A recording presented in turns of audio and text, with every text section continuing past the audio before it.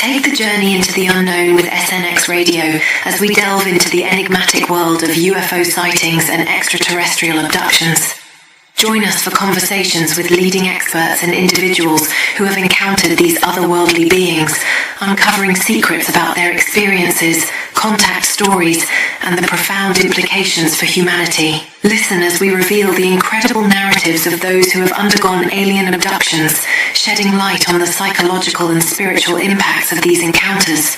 Explore the depths of consciousness and spirituality as we discuss how these experiences may connect us to something greater beyond our understanding. Take the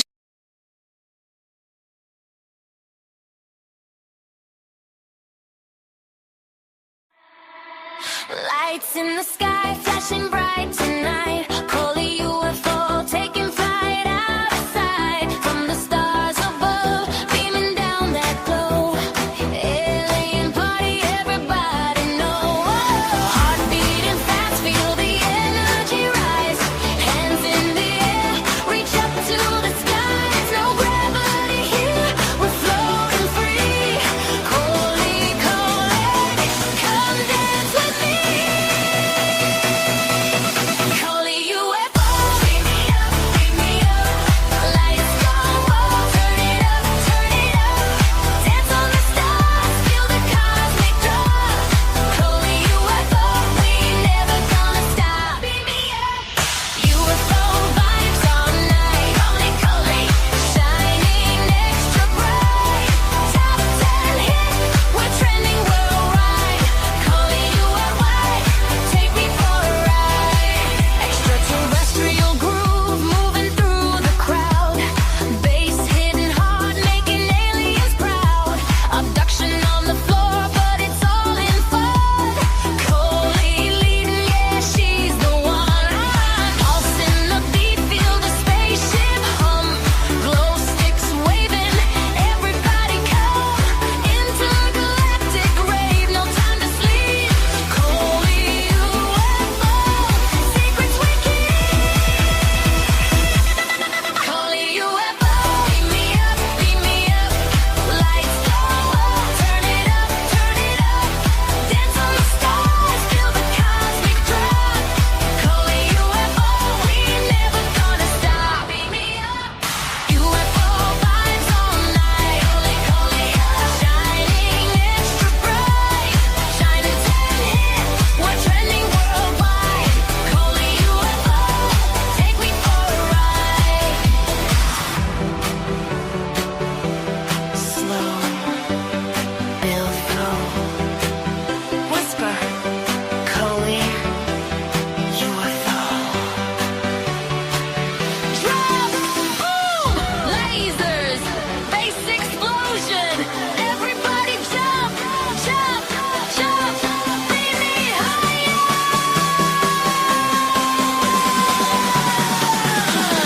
ColeyUFO, beam me up, lights go up, turn it up, ColeyUFO, forever in the sky. Top 10 dance, we're going far. ColeyUFO.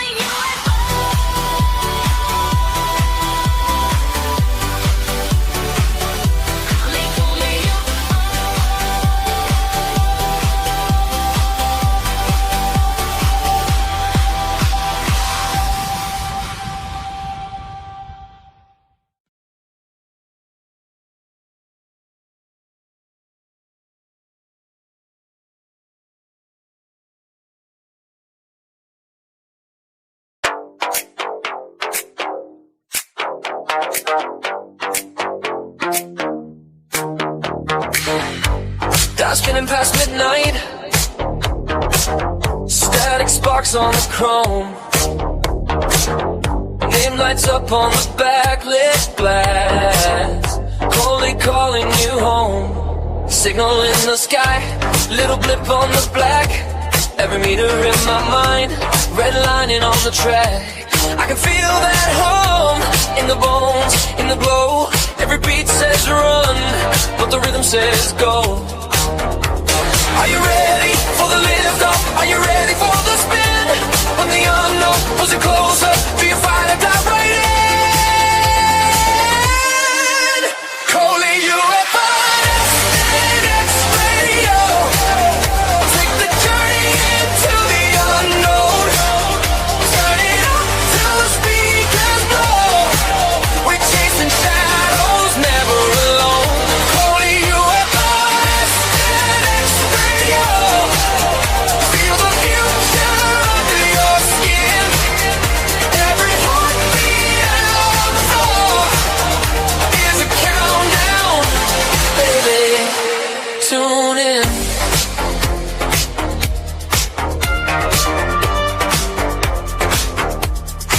Numbers race the clock, neon blur in my eyes.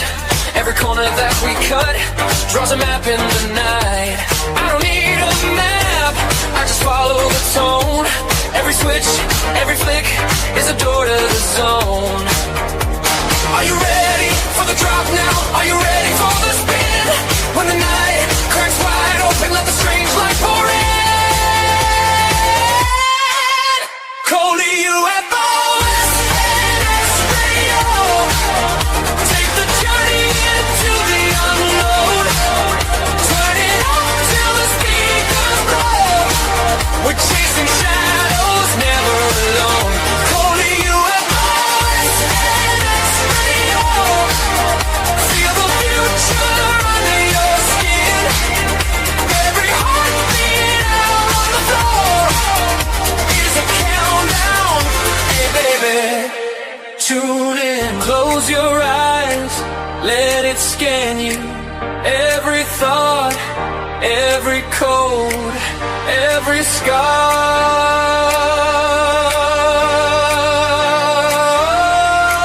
We attune to the same strange channel. Every heart like a distant star. Hey, so run with me through the glitch and the glow, where the dial never finds the end. If we're lost on this wild transmission, then get lost with me again.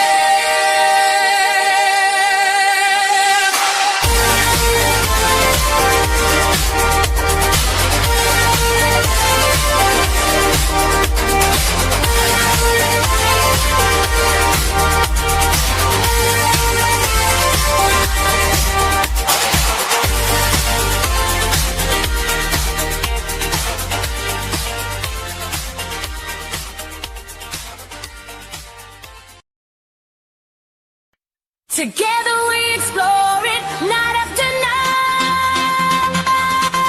Together we explore it, night after night. For the next disclosure, non-stop. It's ColeyUFO, lead the way. Different views, here to stay. James Dillon and Orb, peaceful contact shine. Daryl W. Sims, implants cross the line. Stephen Merritt Braggs, weave it all tight. Seth breed love, cryptids in sight. David Spinks energy, bold and deep. Pink Bella Aloha, healing love's leap.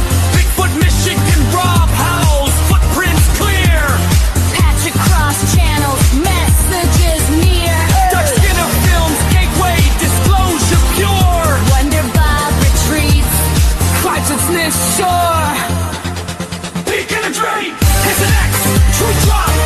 True drop. Disclosure. Measure.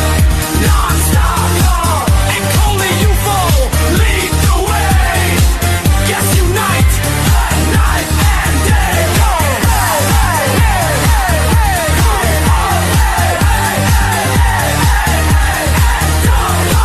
Hey, ho. True drop. Let's go. Hands up high. Feel the flow.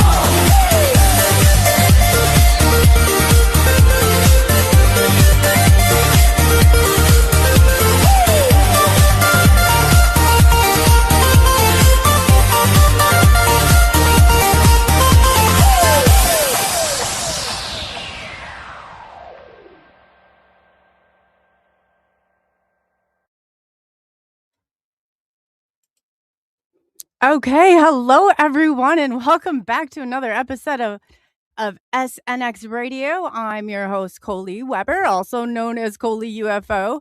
I just want to apologize in advance. As most of you know, going across the country right now, there is a storm, and we are going down in Iowa here till to negative 17. So that's some pretty crazy weather, and our guest is also having some storms and stuff in his area too. So as much as you like to, kind of brace yourself and prepare for this, there's not a lot you can prepare for when it comes to going down to temperatures that are this cold.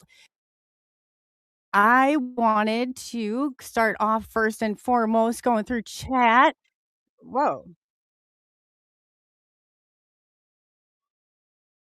I don't know if you guys heard that or not, but I just had the music just blare through. So should be good now. We should be good. So I just wanted to start with Chad. I saw it start to going off. A kitty catty whack. Hey, girls, nice to see you always. And Kirk W75, great show last night. That was awesome. Bigfoot Michigan Rob, you guys, if Bigfoot Michigan Rob, you have not gone over and subscribed to his channel, do so. Do so, do so. I have 2 streams posted and one it's freezing at times. Oh, really, Rob? Yeah, I don't know what the heck. Are they both on YouTube? If you could let me know if they both are on YouTube because I'm only showing the one, but I don't know why there would be 2 of them going. I don't know. I can check too in the background here in a second. Pancho is in the house. Nice spiritual ascension. Always a pleasure to see you. And let's see. I want to make sure I didn't miss everybody or anybody. Mad Miss. Hey, buddy. It's nice to see you. Oh, Michael, James Walker. Hey, how are you? Oh, Michael will be on coming up here. So that's awesome. And yeah, I think that if I missed anybody, I apologize. I'll definitely get back to that. I promise, no problems. But yeah, is for 2 streams. I will check into that, Rob. I don't know what the heck would be going on. But without further ado, let me tell you about our guest, Will Champion. He specializes in UFO research. He's an author, a frequent guest speaker in the paranormal fields, having experienced first significant encounter in 1959 at the age of 5. Champion has dedicated decades to analyzing sightings, sharing extensive catalog of hundreds of photographs and videos of the unidentified, aerial phenomenon and extraterrestrial biological entities, also known as the EBEs. He is known for his work, organizations like New Mexico UFO and Paranormal Forum, and has appeared on major alternative platforms such as Rock of the Talk, the Notes. I mean, yeah, he's definitely done so much in this. You'll also, he is a author, charismatic speaker, and he's done really, I mean, just a multitude of things and his take on it. So he's got where he can, bring law into this. So that's kind of going to be the perspective we're going to take a deep dive today. And without further ado, I'm going to bring Will out here, and then Will can tell you a little bit about himself, what he does, who he is, and why he does it. Welcome, Will. Hi, Coley. Hi, it's so nice to Hello. have you. Thank you so much. Lovely to be here. Thank you for inviting me. Absolutely. I appreciate it. No, I said we're resurrecting Will. It's been a little bit since he's been out in the public eye, so we want to have him come out with a bang. Scared me. They got me. Oh, man. All right. Yeah, so you go ahead. I guess. Oh, thank you, Mad Paximus. Rob said we had 2 streams going at first, but I did not see the first one, so I wasn't sure what was going on. But yeah, we should be good now. We should be good. So I kind of just gave a little bit of an overview, but because you have so many layers to you, which is good. That's good. But I know, in sake of and kind of telling people, you go ahead and just let them know just a little bit more about yourself and, exactly what you do. And, I guess you were experiencer back in, that's awesome. That's awesome. I share that with you. So that's very cool. All right. Ready to take a ride? Let's do it. Far out. I'm ready. Well, when I was a young man, I grew up in a little town called Roswell in New Mexico. And I got to know a lot of the townspeople. The kids I hung out with knew all about the infamous Roswell UFO crashes. And there were 3 at least, not 1, as is typically reported. It was probably the biggest kept secret in the country until in the 1980s, a couple of big time UFO researchers blew the lid off the story in print. And the people that I got to know were definitely folks I should have known. I was being set up from the get-go, Coley. I really was. I had no idea back then just exactly what lady luck or fate or whatever you would choose to call it had in store for me. But I got to know the mortician that was involved in the UFO crash retrievals. Um, I worked in a medical facility there in Roswell, and the my boss, a charge nurse, whose husband was a prominent local portrait photographer, used to tell us stories about the event, and he actually held bits of the wreckage from the first craft that probably bounced and was a part of it ejected up near Corona, New Mexico. The list goes on and on.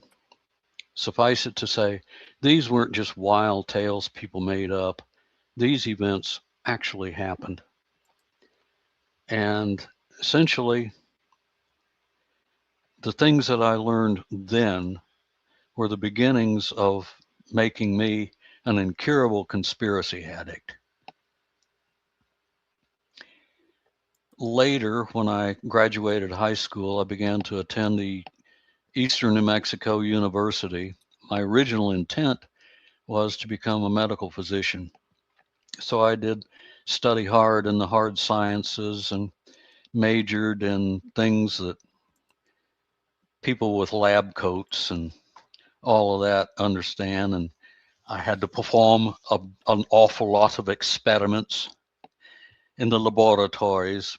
And I thought that was my calling, and it was for a time.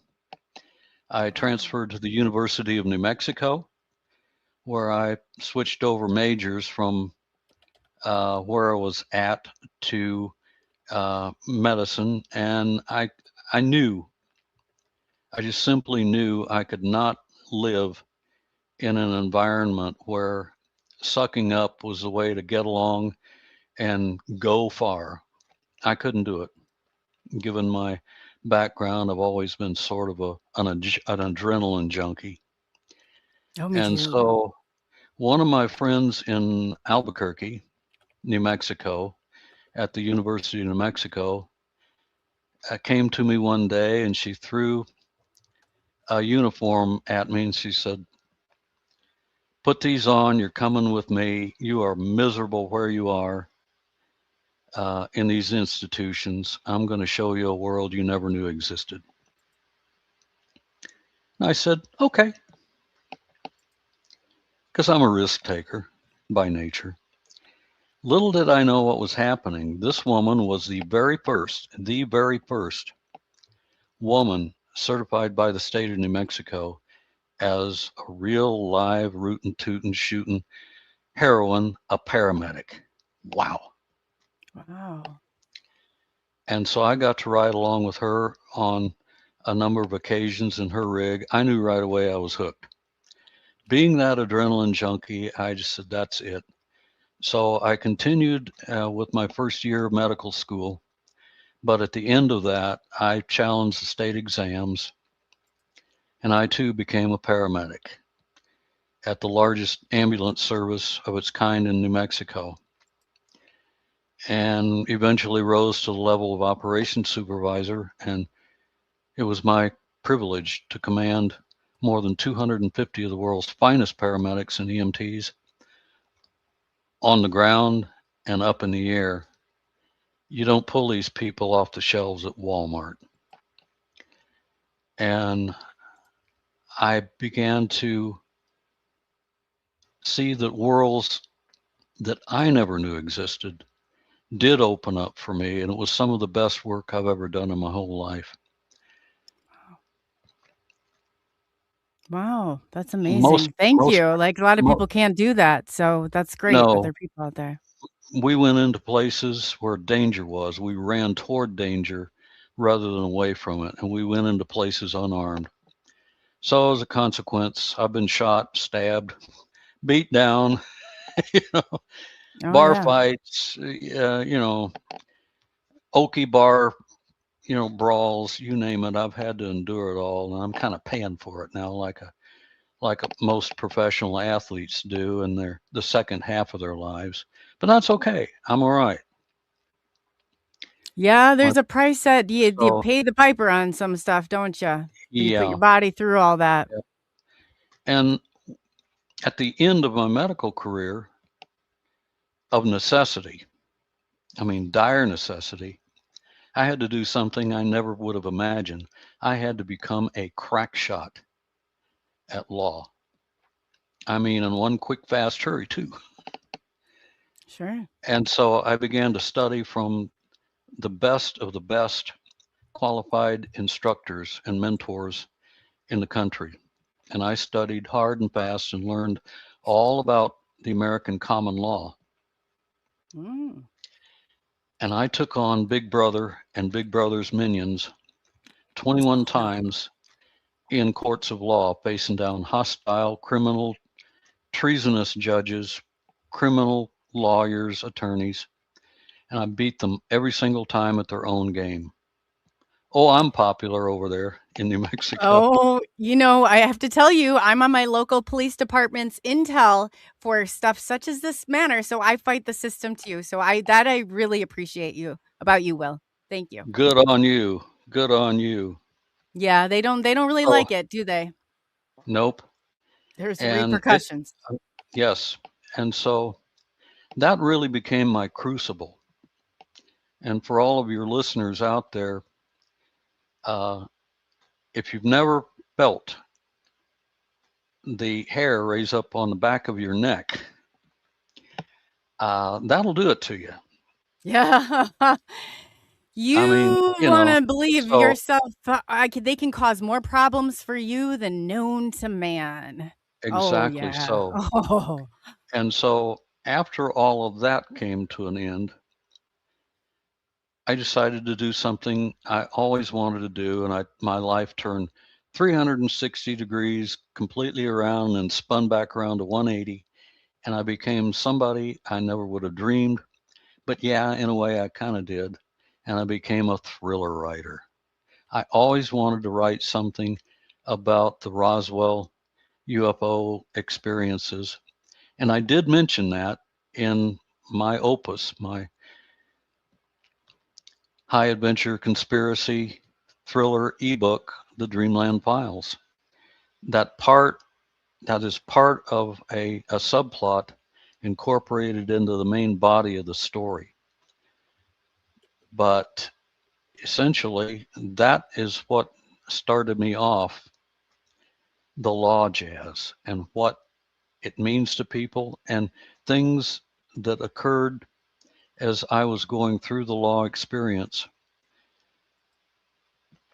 taught me far and beyond what I had ever learned before because nobody has the guts, the No. willpower, or the know how to teach you these things that I'm going to touch upon for you and your listeners.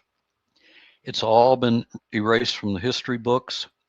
Yes, Your you're right. ministers in church won't talk about it, your teachers, nobody.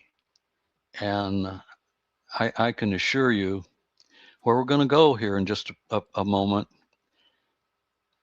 The things that I learned while I was going through the process of law and then writing and doing the legal research and Yeah. historical research, plus the creative writing on my ebook, the things that I know that I've been imparting to my audiences over the years, it's dangerous.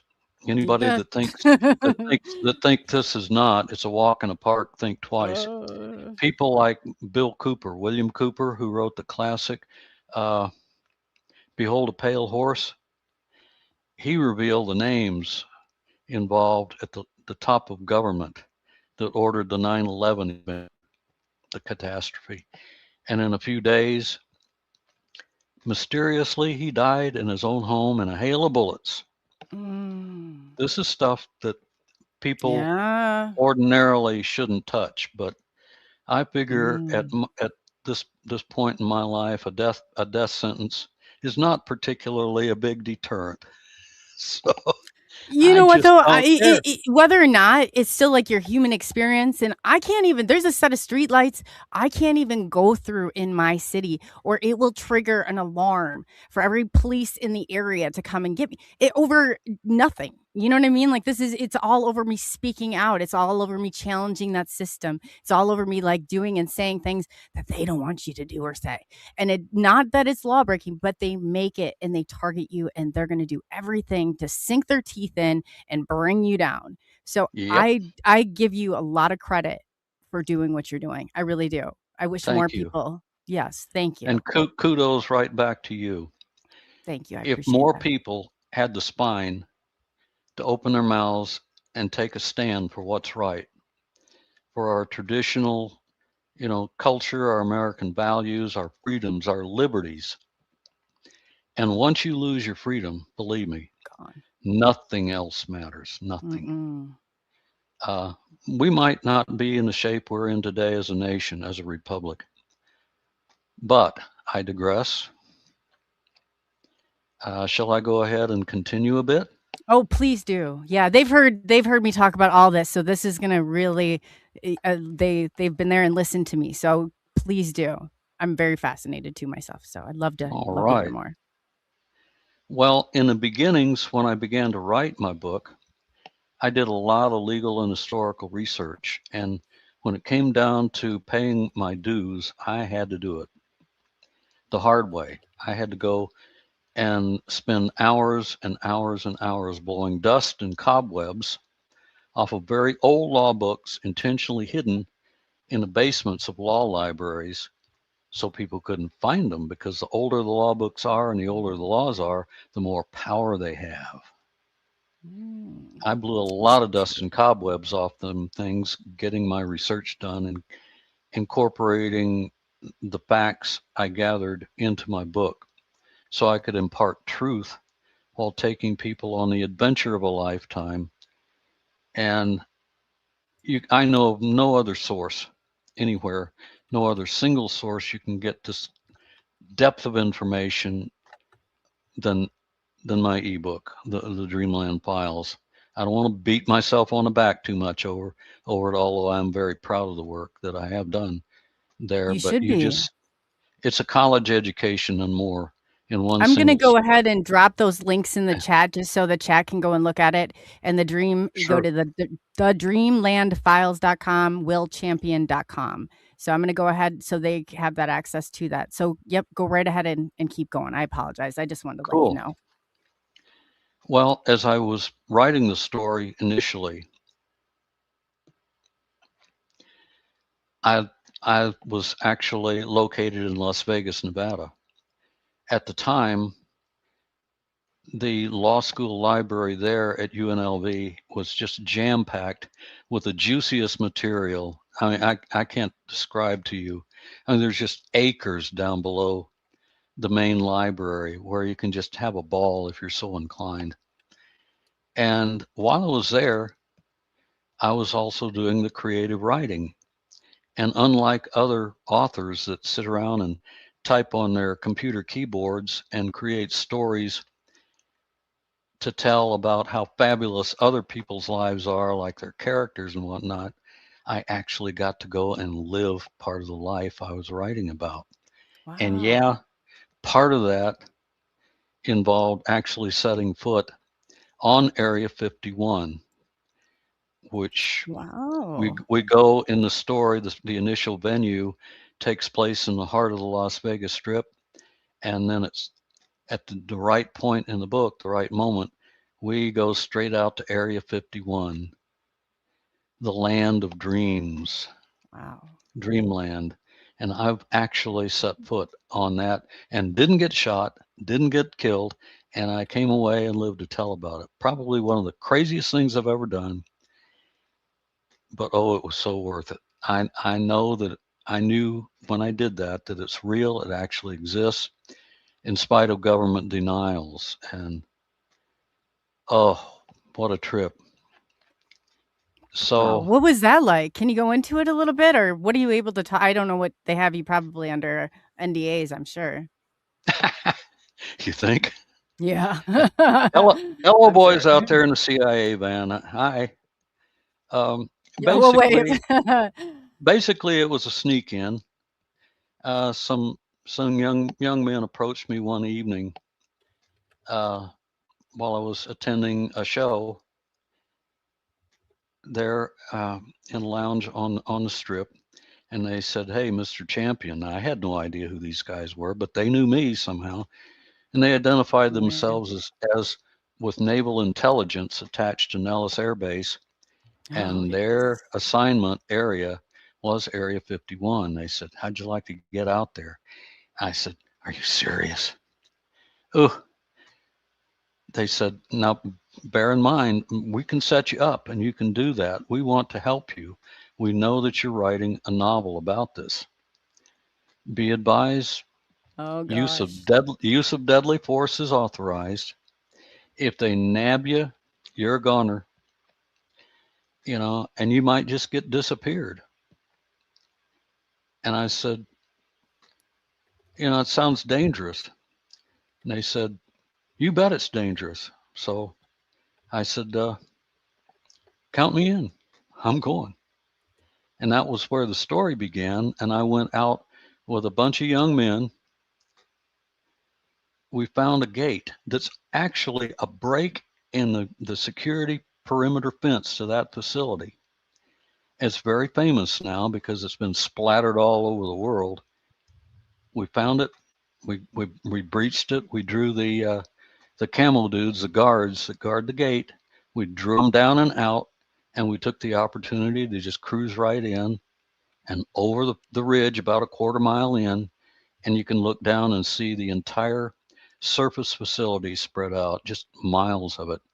The longest runway system in the world, the Quonset huts, the fuel farms, radar facilities, communications command and control access center, the whole thing. It's there. It's real. I took a look with the other guys and said, "Uh-huh, okay, we've rocked and ruined. Let's go." And we were out of there. Crazy, Yeah. but So you guys it, busted through. You didn't win it. Well, that's even better. You get an applause for that one. yeah. So you What I literally just got through the thing, and wow. it's an open gate. It's like you drive through this dirt road with a cattle guard, and it's wide open. So So they what I made it just look said, like it's not all connected. Is that what you're saying? But there's actually yeah, a break in it. Yeah, I they're see breaking this the all the fence. time. It's like an optical illusion. But most of the time you're right. There are the oh, wow. That's awesome. That you Now good I for never, you. if that were actually true, wink, wink, and I actually did say something like that, I'll deny everything and demand proof. But Absolutely. wink, wink, This wink, is for entertainment purposes only, for entertainment purposes Whatever only. you're gonna do. And Yeah. so, I mean, that just got my blood so fired up, and I couldn't stop. That was such an incredible experience, and that just drove me farther and farther toward the ultimate goal. And eventually, the book did get finished, and I self-published as an ebook. And there's only one location worldwide you can find it, and that's on my website. No, it's not one of the Amazon cheapies or freebies for 99 cents. Uh, and the price for each download is minimal compared to the price I paid to create that little, uh, well, explosive piece of work, but it's well worth it. People will pay that much for a cup of coffee these days. Yes, they will. So it's well worth it. However, as I began to wrap up and finish up the actual work on it and built my website, that's when I knew I could kick back and begin to promote. Before long, I was invited on some of the world's largest listened to radio shows, overnight talk radio shows. I don't know how I was so lucky to be found and invited, but I bless the moment that I began to receive the invitations and spread the word out, and I hope in some way I've touched enough people and motivated enough people, entertained, informed, and inspired enough people that they feel um, ready to, have the knowledge and hopefully put it to good use. And I think now that we're seeing a massive breakout of popularity of patriotism again, I think maybe a lot of people are starting to wake up that were, when I first began speaking, oh, I knew it was coming. I could see people's eyes rolling back and their ears clapping over, or their hands clapping over their ears. The minute I mentioned politics or law, some would run out the doors screaming, No, I and know. those were the ones that needed the message the most. It It's just their happened. programming. It is. It short It is. circuits them. No, well, totally. Exactly. Pavlov was right. Conditioning does work. Mhm. Oh, yes, it does. Oh, So, yes, it does. that's the build up to some of this. Um, could we get down into some of the meat of the story a little I'd bit? love to. Would you Is that my audience knows, and I love to take the psychological perspective. I was a mental health therapist for 7 years up until the whole, I spoke out. I developed a grassroots movement here in my local city that was against masks, and that was really when I got hit with all this. So I was outed on all of that, but I do have that background, and I love that perspective. So by all means, take us there. Oh, you're a renegade too. I love Oh, it. yes. Oh, yes. I I am love too, I yeah. I love the company. Oh, it's wonderful. It's All wonderful. right. Now I'm going to take everybody on a voyage, a little journey back and forth through time on a linear timeline. I'll probably toggle back and forth a bit just to make the story make a little bit more sense. What I will do is start first by explaining that in my beginning studies, I learned in law from the best of the best, and I eventually became one of a handful of men and women on the planet qualified to actually go into the court system and bring law cases against the bad guys and earn justice for clients who had been damaged by the system, whether it was a cop wired up on too many powdered sugar donuts, too much coffee, too many steroids at the gym, slathering at some poor slob over an unpaid parking ticket and crush their skull in over something like that. My people had been damaged by those in the system willing to do it for a paycheck. And so I was dead set. I knew exactly I had to fight back. And my chosen way was through my book and my talks and my live presentations before live audiences. And as I recall, the largest live audience I addressed was about 6,000 strong. So I know I was getting through to a few people. I had to. Yes. Oh, yeah. Now, with this, I would tell of the journey along the way. And I will start with the beginning of this new millennium, the years 2000 and 2001. Back then, in 2001, is the year that I had to put my training and education in law to good use. And I had to become a crack shot again. I had to be better than the best of the best. Lawyers do not use the techniques that I use. I've never been beaten in court. I never will be. I've retired now, but rather than going through the usual game, playing ball with the bad guys and Oh, using a yeah. technique called substantive law, that's the process of arguing back and forth in court, case laws, case citations, judicial rulings, blah, blah, blah, bore you to death. I went after the bad guys with my fangs bared and my ears laid back, and I cooked them because I could. I'm an outsider. So rather than go through all that fun, I just attacked them using a technique of judicial failures and those arrogant people squatting the bench in disgrace and parading around courtrooms in uh, Armani suits and Gucci shoes. Once they do their shenanigans, it's on the public record. And I used their shenanigans against them using those indisputable facts in law written on white paper and black ink, judicial failures, whether it's their Oh, I think he just froze up. They're having some thunderstorms just on his end. I told him if this happens, no worries. Will, are you back? It'll just take a couple seconds. When he comes back on, I just said, don't even worry about it. With the weather so wonky this week, it's totally understandable. Um, we were having some issues here too, but I hopefully, last time this happened, it just took him about a minute to get back on.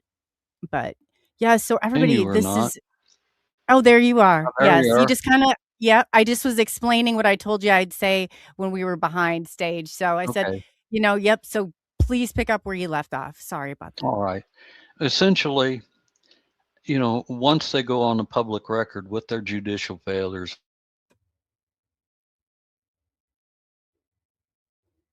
No, this must be something they don't like, let me tell you. When you go on record with their judicial failures, they retaliate back. I'm sure gosh, Will, I had no idea you went through all this. This is yeah. Wow, I really appreciate you. But yeah, just give him a minute. He will be back here in just as soon as his internet permits it. But they were getting some real I believe he told me where he was. I can't remember now. Maybe he might be down by you actually, Matt Paximus. But yeah, as soon as we get him back here, we'll just bear with us. He's man, if anybody I found anyone, I was like, "Oh, this I can speak this language, man." He's done some really profound things that people probably can't even begin to understand because there is such repercussions for it. Well, yeah, he just popped off, so we'll just wait for him to get back on. But how's the chat doing tonight? How's everybody holding up? I know we're not the only ones they're trying to beam up our guests. Yeah, they probably are, Benno. They probably are. If he hopefully he comes back and he's okay. But yeah, well, I tell you, it's never ending though, and that's the worst part about it. Is as much as you can do and say, "Oh, here he is. Oh, excellent." oh, You did the right thing. The best thing is sometimes on StreamYard is just to get the hell out of here and come back in. So yeah, you're good. You're all right. hi, honey, I'm home. I love it. And I was just saying too, so you're saying when you get put that on basically that they're in a you know what, you just go ahead and I had it before. I was telling them and then I got myself distracted No through it. But problem. I'll speed this up just a bit and no, you're give you okay. Yeah. give you the Reader's Digest condensed version. Essentially, when they attempt to deny a person their civil rights or constitutional rights, trample their rights by any means, uh, create unimaginable, harm to people and damage them.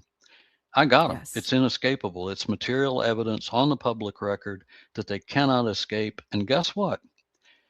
Judges, lawyers, everybody, they pretend that they have judicial immunities Yep. and that they're, bulletproof and nobody can, approach them because they're so high and mighty. Wrong. As soon as criminality enters into the equation on their part, Hmm. and especially fraud, bringing Yeah. fraud upon the court by the court, they're had. They cannot escape. Hence, 21 court victories, 0 losses. And That's I'm the awesome. guy. That's I'm awesome. that I've been guy. winning mine too, but I after this, I need to talk to you because I've got something that's going. And as soon as I can get one thing to go through, there's going to be litigation galore over all of this stuff. But they've got me right now pretty well backed into a corner. But Yeah. it's crazy the extent that they can do and the things that they can make up, and that going up there and taking that oath to protect our Constitution and all of that, and then it's just unbelievable. They think they're above the law. Well, here's the problem. They look at people like me, and by the way, in the process of my law studies, I became a special class of citizen in writing. I used the government's own forms to change my classification. And I went from a citizen slave on my knees in service to the government to becoming a special class of citizen known as technically a sovereign American national. So I became a sovereign. A sovereign, by definition, quickly is a person that enjoys the full rights, powers, and authority as a monarch, a king or a queen, serving under no one. They believe that we sovereigns should be stomped, and they've done a good job of that over the years, quelling unrest, rebellion amongst the peasants, Oh yes. Oh because they yes. fear that the peasants will rise up with torches and pitchforks and lop their heads off, put them I on say that all sticks, and the and time. parade them around the village. We're coming with our pitchforks and our torches. Oh gosh, yeah. Somebody's like, "What does that Absolutely. mean?" I was like, "What?" You'll have to figure it out, I guess. But yeah, Yeah, that's well, you'll exactly it. That's have to go awesome. back through and look at old horror movies like Frankenstein and Mm. so on and so forth to get that. But suffice it to say, that's it. So in my beginnings, I learned that we don't have one system of law in this country. We have several. The most important and the most powerful is the American common law. Mhm. Oh Sovereignty yes. is the author of law, real law. Mhm. Now, if you look at what passes for law these days, it's not law at all. Every single thing that's termed law that passes through the Congress and is signed by the president, whoever that is at the moment, those aren't laws. They're technically called public law, public/public policies. Now, here's a distinction. Real, live, actual, bona fide, legitimate governments make and create and enforce laws. Corporations create policies. Yes. I just said something profound. Did you get that? Yeah.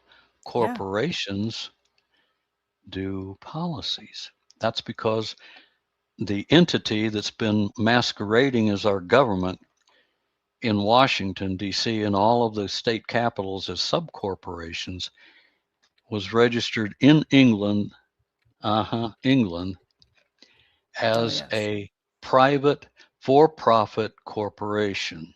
And it's been that way for a long, long time. In fact, the tract of land known as Washington, D.C., the District of Columbia, was granted by the Crown of England. Mm. Mhm. What we see that has taken the place of, in large part, the American common law in our court system, which everybody has a right to access, by the way, not just bar association lawyers and judges. Every person can access our court system. Essentially, there are two sets of laws. The American common law, which was set aside, I believe, back in the year 1938, following the bankruptcy of the United States Corporation in Washington, D.C. in 1933. That was a Yes. critical year in America's history because after being unable to pay its bills to its chief creditors, the Rothschilds banking families, the Rockefeller, Mhm. Crown of England, they had borrowed so much money, the federal government, from their chief creditors, they could no longer pay. They couldn't even pay the interest on those gigaloans. And the American citizens were deemed chattel by certain legislations in 1933 following the bankruptcy. The bankers, the Federal Reserve banks, literally took over our federal government in that bankruptcy, and they made themselves the trustees and the receivers in that bankruptcy. And overnight, our once free republic was owned by those people, 100%. And Bought and paid for. Yeah, so true. well, we pay for it by virtue of our bond surety number on the birth certificates issued in our names, whether they are spelled correctly, our Christian names spelled correctly with only the first letter of our names in capital and the rest in lowercase numbers, or more significantly, the all capital letters spelled name, which has been recently changed on official certificates of birth. The all capital letters spelling of a name is the name of the dead. That's how I've heard names are that. spelled. That's how names are spelled on tombstones. The reason Yep, for that I have being, heard that. if you're a dead person, are you capable of managing all of your personal, legal, Mm-mm. and financial affairs? No, you Look at all have your been. court documents. Look at your birth Yes. certificates. All of them are in capital letters. Look Yes, at you're your right. banking statement, Yes, your yes. utility bills. This is Capital. how they pretend to own and control you from cradle to grave. And by the way, I did say own. Just a terrible, tyrannical piece of legislation was passed in 1933. I believe it was called Senate Document 43 of the 73rd Congress after President Roosevelt declared the bankruptcy and demanded that every American citizen turn over all of their money, their true money, every ounce of their gold to the nearest Federal Reserve Bank or Yeah, face fines and imprisonment. They I know. robbed our nation of our gold, our money. And Mhm. thereafter, that document declared this. It says, the ownership of all property is in the state. Individual so-called ownership only serves the needs of the state. It relegates all former owners of said property to be tenants, renters, Mhm. and chattel, meaning human beings are now property of the state as of 1933. That's never been repealed. Did you know that? No. Nobody I knew told you. that it wasn't. Yeah, I no, but I know that I just correcting did. your status and all that stuff is really important. But yes, you're right. So this is their means. This is why you pay tax tributes to Big Brother, the bankers.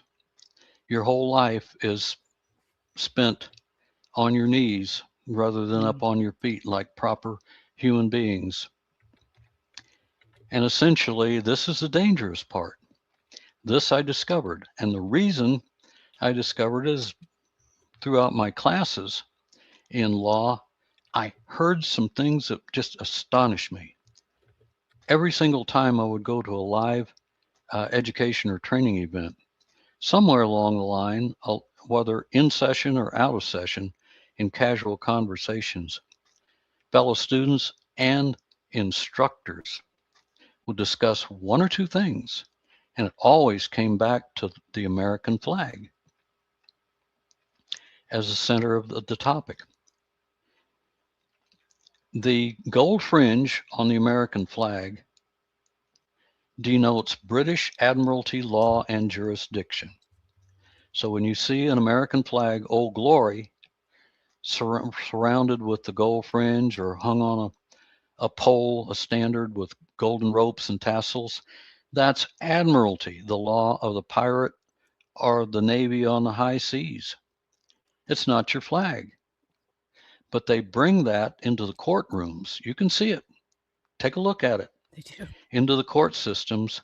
And that is a symbol that you are bowing down to British Admiralty Court, British Admiralty law and jurisdiction. Jurisdiction being defined as the power to own and control you and your life, even take your life if you displease the state. Go look it up. Just go Google gold fringe flag, and you'll see that that flag represents no law, no constitution, and no nation, but rather British Admiralty law and jurisdiction. The law of the British Crown. Yes. Didn't we fight a so true. revolutionary war to free ourselves from the British Crown? I thought so. Well, There's a I hint. thought so. Yeah, but you're so So, right though. This is so true. This is so true. Every piece of it. so the subset of British Admiralty is something I know most people will get. That subset is called the Uniform Commercial Code. It's commercial law. It's the law of the banker. And if you take a look at our little, just as the smallest US currency, a $1 bill, and look, there's a green dot, a symbol on every bill. And I believe it holds true for every denomination. And it shows the scale of justice. And there's a chevron just above it. That used to be a symbol used by the Rothschilds banking family in Europe. They put their stamp of ownership on our own money, our own currency. Oh, for sure. So they branded us and our money by these means. These are the means through which they exert their alleged ownership and control. Yep. Now, how did all this come about? Again, we go back to the year 1933, when during the bankruptcy, they said there was a meeting of all the highest level politicians and judges in the nation, and they determined that that common law stuff had to go because it gives every American a break. There's equity. We're treated with equality and respect in that form of law. Not so under Admiralty. Fairness, justice, equality is removed in Admiralty. I won't go in depth on what that means, but the implications are terrible. You can read all about it in my book, by the way. Thorough explanations for all of this and much, much more are given throughout the book. And everybody can find that it's called the Dreamland Files. So you can access to the dreamlandfiles.com. You can look down at the ticker down below and willchampion.com. Exactly. Thank you for mentioning that. Now, as we go back farther in time, from my conversations with the best of the best in common law, these people literally wrote some of the books on it and taught people like me how to fight back, because not every man knows, nor do they have the guts and the know-how to do it. So I know they don't do. They don't. I know I talk about this all the time. So I'm so Yeah. glad you did. Thank you. So one of the constants I heard was these instructors, the guys that wrote the books, put on the courses, the conferences and conventions, there was a common thread that they had, and it piqued my curiosity unbelievably. The topic went like this. There was always a discussion. And some of these guys would say, you know, this stuff, this Admiralty law is so brutal, so vicious, so vindictive, so in detail. It is brilliant. It's absolutely brilliant. Now, if you go back to supposedly the roots of Western civilization's laws, how do we go from societies that were not much more than basic grunts, hunter-gatherers, to this in just a span of a few decades or centuries? This stuff seems to be the ultimate punitive system of laws. And I got to thinking, well, yeah, you're right, guys. It is brilliant. So where did it all begin? And a few folks said, well, we can trace this back to what is credited as being man's earliest system of laws. And if you're thinking the Code of Hammurabi from ancient Sumerian and Mesopotamian infamy, yeah, it can be traced, every bit of it, back there, because one common thread in admiralty that is common with Hammurabi's law code deals with contracts. And Coley and all your listeners, pay attention.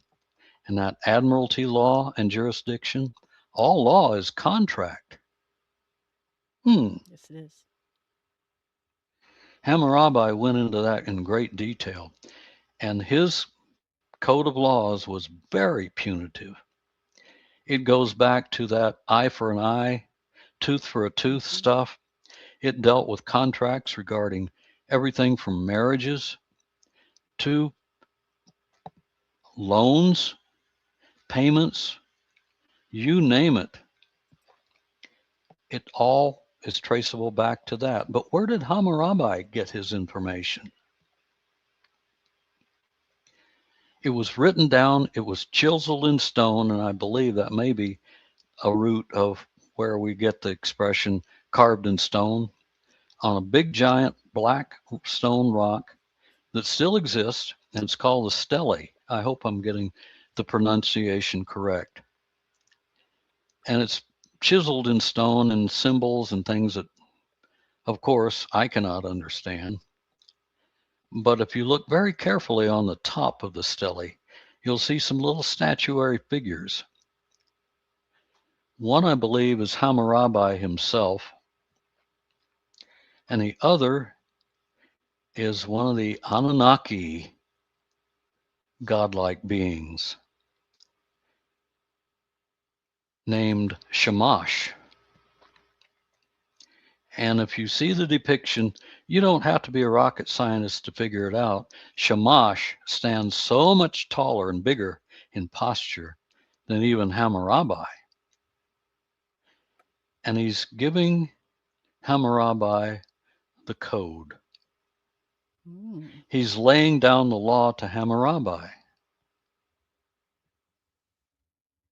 who in turn laid the law down to his subjects, his people. And it took me a while to discover this and make all of the connections. But I speculated for a time, and then I consulted with a number of people at Oxford University online, Stanford University, Yale, Harvard. I got the history correct, I got the law correct, and I wanted it to be confirmed by some expert anthropologists, historians, every single one, and one of the most prominent among them. I don't know if it would be appropriate to mention her name. I don't want her to suffer a consequence. I'll just say the first name, Dr. Heather. And you're right about the consequences. Everything that you're saying, there are consequences that come with this. Yes. Well, yes, there are. I won't disclose her full identity, but I being get it. the wonderful person she is, she said, well, you're absolutely right. Even I hadn't put the pieces together, but feel free without risk to go ahead and explode this fact to the world. You're right. So beyond that, I wondered, well, if Shamash handed down and laid down the law to Hammurabi, who in turn handed down the law to his subjects, his people, where did Shamash get the law? And the answer is very simple. Being Anunnaki, he was gifted the law from the God King of all Anunnaki, Anu himself.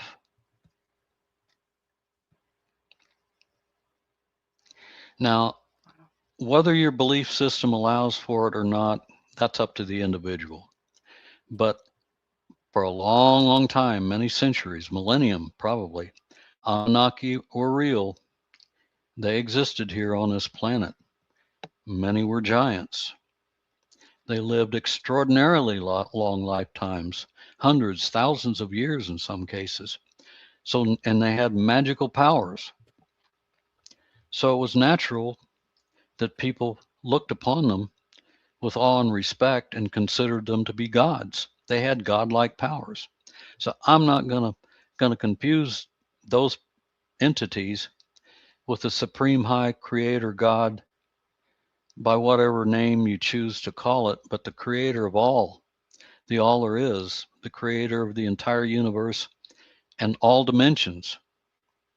I won't confuse them with that entity. I'll draw the line of distinction. But Anu, being the god king that ruled over all of the planet Nibiru, which enters into our orbit every 36,000 years, Yes.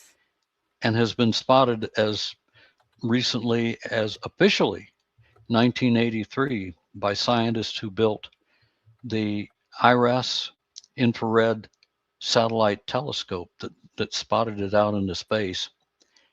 So I've had a couple people on prior to this that have talked about it and the things, I guess what will happen after that. But the red planet comes in and it's basically like the point of extinction. Is that where you or what you believe in it too? Or is that what we're going to see here? Or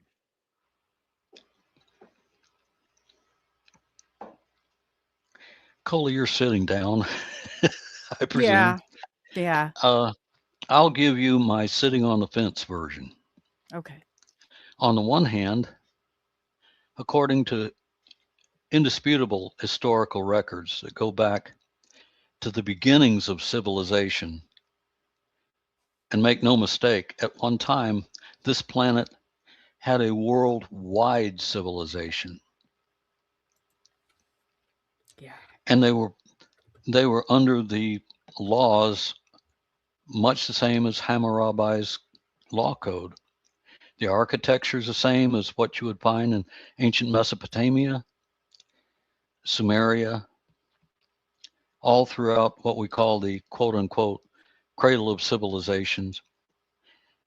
The pyramid structures, most of these civilizations were comprised of big time pyramid builders.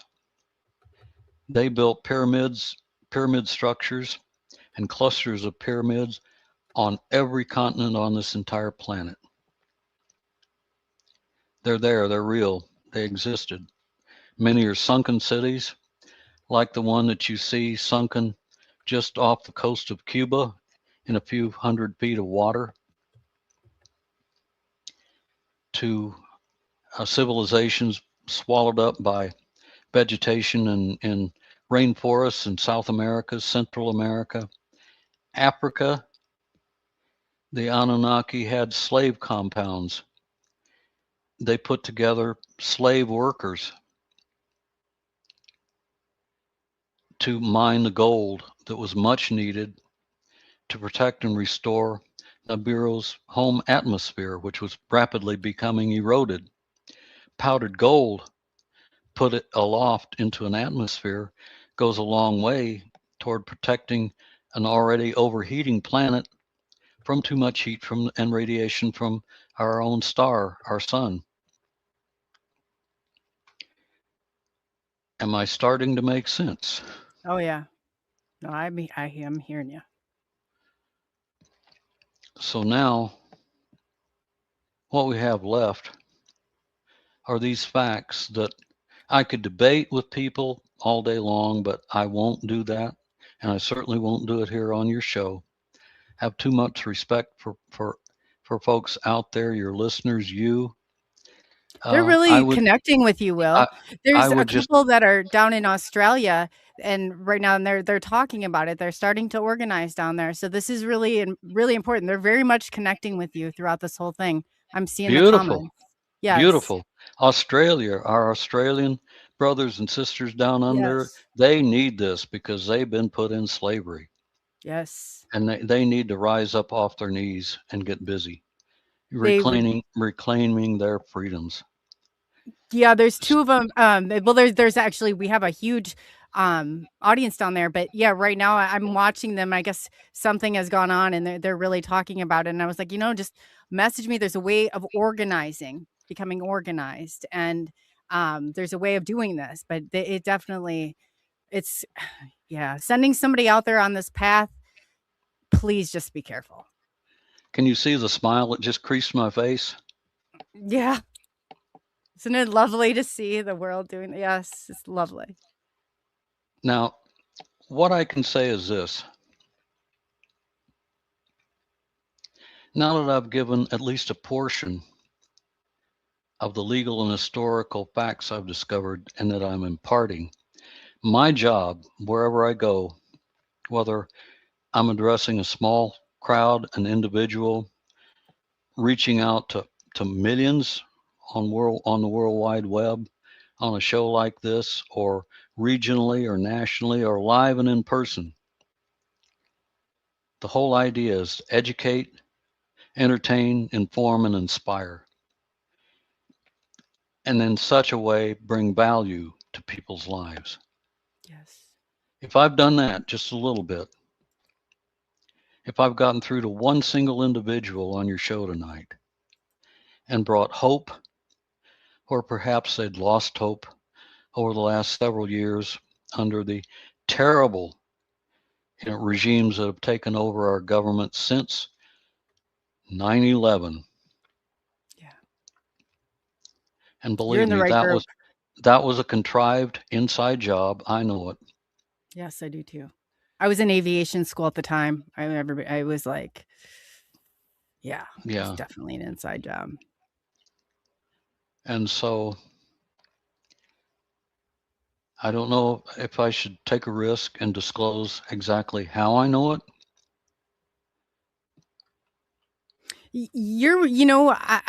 And But- two, if there's, I would love to do. I want you to be safe. So I get going and I say what and I put it out there. But if you think that it's going to do something that's going to harm you in any way, shape, or form, I don't want it to be because you said. But they did. It was an inside job. That building, they free fall. There's no airplane that disintegrates or takes stuff out like that. That's point blank. Exactly. All right. Fair enough. I'll stay on the safe side. And I can confidently say my first case at law was the big one, the biggest ever. I sued Big Brother and his minions. I started out suing the judge in a lower court in my home state, and it went on up. I got her. Good for you. She thought I would lay down and take a beating like an old dog, and I would not. I cooked her. Good for you. The state refused to come to her defense. They declared her a rogue judge, and they said she had fouled up, she had overstepped authority, she was trying to usurp rights, civil rights, and she was just heinous. And she would not stop and correct. They ordered her to, and she dug her heels in harder and refused, thought I was a little bug to be squashed.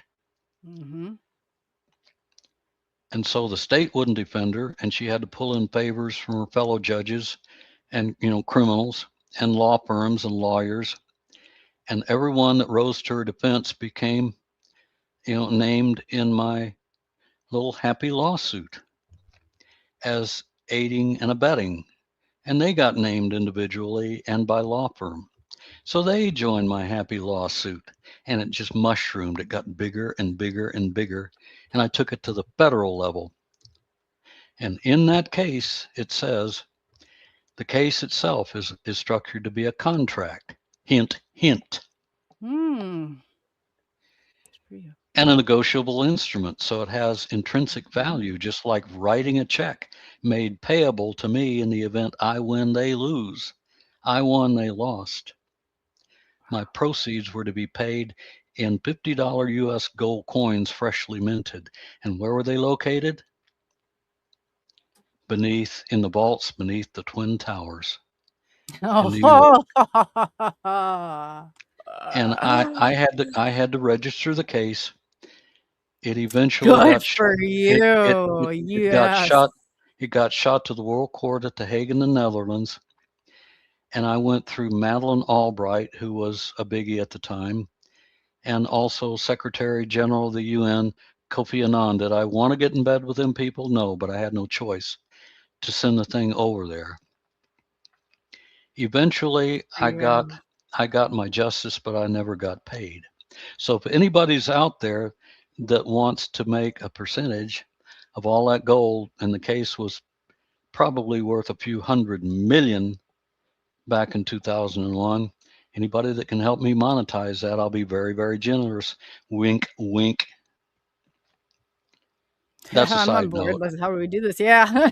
Uh, I'm it's, down it's for a cause. I'm always down for a good cause. essentially there is that, and it made history, my case, because it involves 50% of the population of these United States. Men. Mm. And it was historic from that perspective, plus the damages due me, the monetary reward for my victory. Yeah. Historic on many levels, and so historic and so feared that the law schools closed that case. They locked it and sealed it and buried it. It's still Never on to the see the books. light of day again, huh? It is still a live case. So I'm free to activate it at any time. It's awesome. But they do not want the poopies in law school to find out how you go about the business of spanking Big Brother's little sensitive Fanny and getting away with it. They don't want people to know how I did it. And as far as I know, I'm the very first, last, and probably only claimant in a case of that magnitude that duked it out with corrupt judges, lawyers, criminals, and big guys called bailiffs carrying big guns Mm-hmm. to shut me up and potentially put me away. And Yeah. I walked away as soon as I noticed judge number one, she could no longer speak to me, take actions against me, because essentially she had gone against one of the biggest court cases of all time here in the United States called Marbury versus Madison, an historic case that says any laws, any actions that are contrary to the Constitution are null and void, and we do not have to obey them, not one. No judge's orders, no laws. That can be expanded to include no judge's orders. And by the way, a judge's order is always, always a money order. Mm-hmm. Yeah. You're so true. Yes. Yes. People don't realize it. I started to figure it out, and I was like, I've been in a courtroom, and the judge, the one that she tried to throw me out of, and I was looking at the door, and I noticed, I was like, the sheriff can't come in here.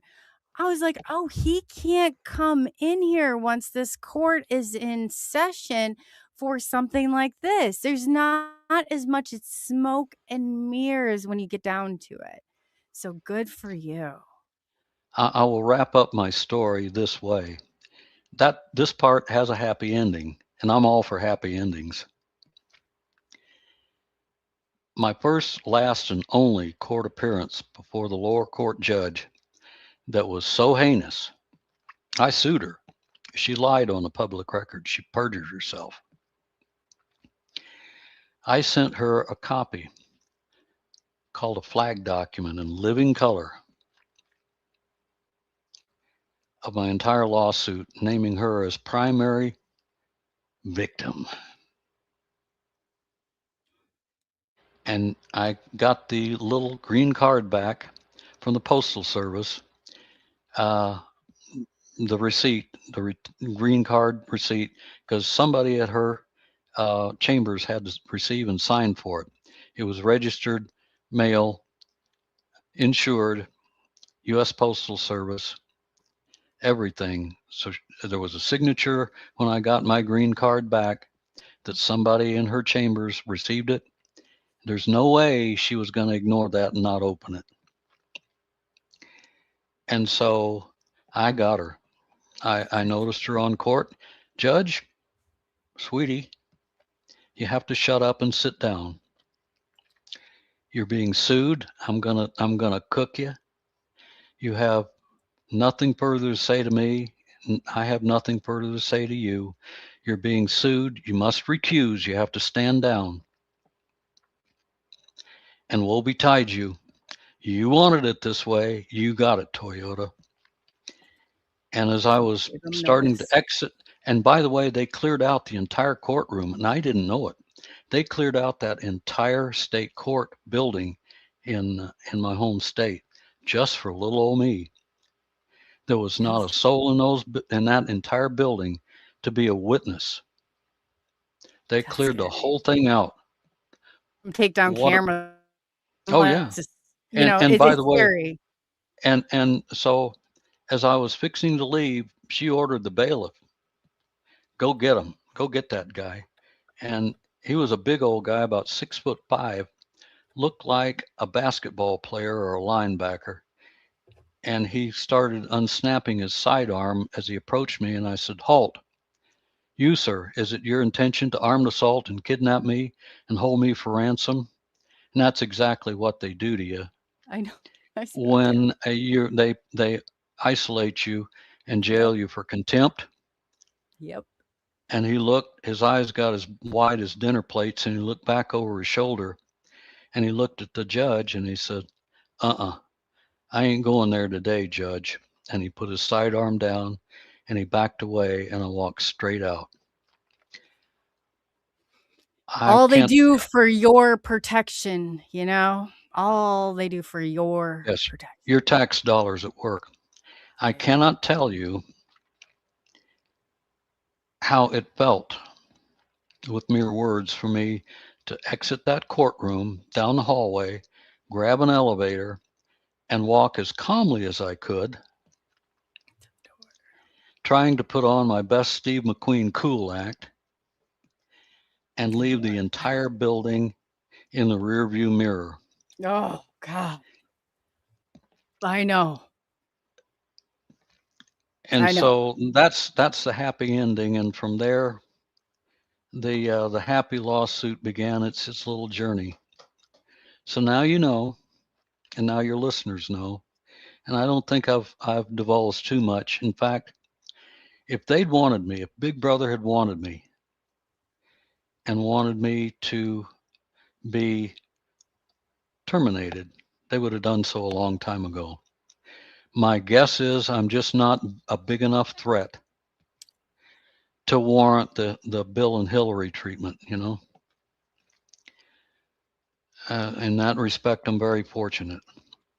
I think that want- they need us. For some reason, Will, there's characteristics that we hold that they need. There's something more here. Otherwise, they would never let it go on. We would be people they would just, but for some reason, I think they need us. I believe you're right. I don't know what the exact purpose is. I don't know why. I know there are good guys within military intelligence and counterintelligence, and there's some real live patriots left in government and in military service, even though Barack Obama created one of the biggest purges of military in U.S. history. Yeah, I know. He gathered the top ranking generals, admiralties, admirals, etc., in his office, and he laid the law down to them.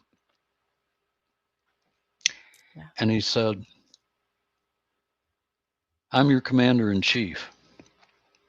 By show of hands, tell me who among you would refuse to obey an order from me, your commander in chief, if I ordered you to open fire on American citizens." And those that didn't raise their hand and said, "I would not obey such a heinous order," go pound sand. He said, then I will expect your resignation on my desk within the hour. And that happened, literally happened. And what's left were men and women of the highest rank that had no regard for our Constitution, our republic, our citizens, present generation, all the way down to those that came many generations before us and built this country. And the American flag, the republic it represents, and every drop of blood shed by every good soul that fought for this nation's freedom and the freedom of other people around the world. That's what we were left with. Thank goodness that our current president is doing something in big steps and little steps to try and stop and correct and set our republic, our nation, our people back on a proper heading again. He may not live to see the job through, but it's a start, and I'm hopeful. And I'm grateful somebody in the most powerful office on the planet loves this country enough and our people enough to sacrifice his luxurious lifestyle as a billionaire and accept absolutely not 1 cent of presidential pay for his own. That his presidential pay he donates to charities. And I'm so grateful. I love my country dearly. Can you tell?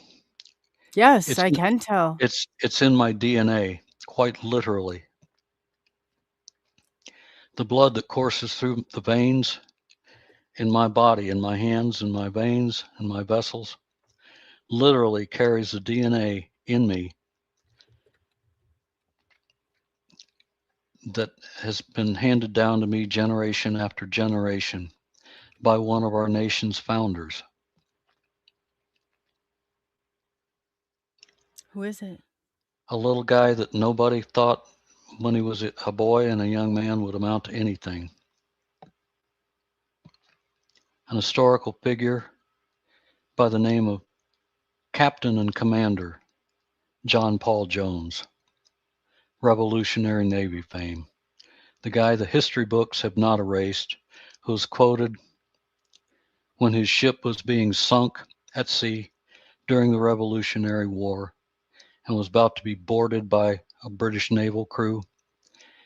The British captain hailed him and said, "Captain, do you wish to surrender?" Because a cannonball from that ship struck Captain Jones's ship's mast that carried the flag.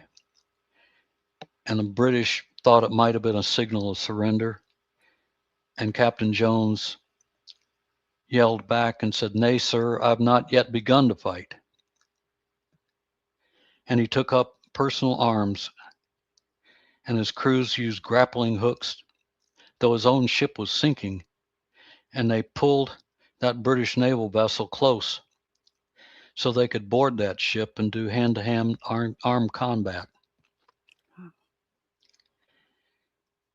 He fought. His crews fought too. Many died, but as his ship, the Bonhomme Richard, sank to the bottom, he took the British vessel over and sailed it to our home shores. This is an American hero of the highest order, and I'm very proud to be one of the folks. I can literally say that I'm the descendant of men that refuse to be ruled. Yes. I guess I'm stubborn, wouldn't you say? Me too. Me too. I don't see it as stubborn. I see it as actually holding a moral compass, actually having values you stand for. I see it as good characteristics in people, not to just put your head in the sand, not just to go along with the masses, but to actually see something, say something, and do something. Thank you. I appreciate your warm compliments. I do. I really do. You just struck gold. You know that? I mean, every bit of it. We need more people like you. I'm sure you do. Well, since I began this journey, and I've been able to talk about some of the key points of it. For some time now, I've not been active in this field. I've had to set portions aside to do other important things for growth, personal growth. And recently, I have taken up another, I won't say occupation, but another something to do with my time that I value a great deal.